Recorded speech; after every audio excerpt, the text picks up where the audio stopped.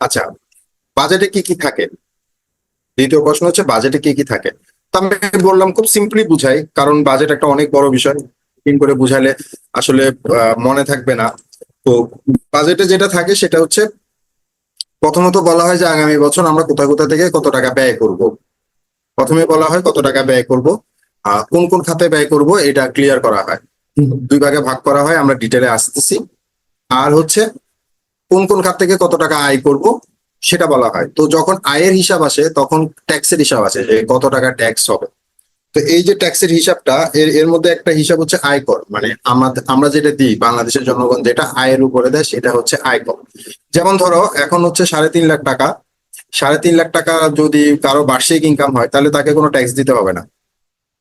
তো 3.5 লাখ টাকার উপরে যদি 1 টাকা ইনকাম হয়ে যায়, বার্ষিক ইনকাম 3,50,000 1 টাকা হয়ে যায়, তাহলে তার ট্যাক্স শুরু হয়ে যাবে।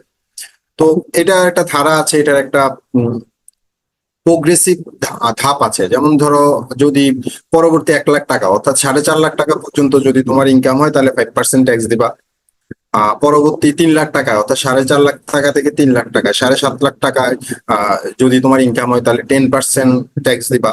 পরবর্তী 4 লাখ টাকা অর্থাৎ 11.5 লাখ টাকার উপরে যদি তোমার ইনকাম হয় তাহলে 15% দিবা। পরবর্তী 5 লাখ অর্থাৎ 16.5 লাখ টাকার উপরে যদি ইনকাম হয় বছরে, তাহলে পরবর্তী হচ্ছে তোমার 20% ট্যাক্স দিবা। আর এরপরে যা ইনকাম করে 25% ট্যাক্স দিবা। তো এই যে ধাপগুলা করা হয়েছে, তো ভাইবাতে জিজ্ঞেস করে যে ধাপগুলা কেন করা হয়েছে, ঠিক আছে, বা রিটার্নে যখন ট্যাক্স লিখতে হয়, এটাকে বলে প্রোগ্রেসিভ ট্যাক্স সিস্টেম।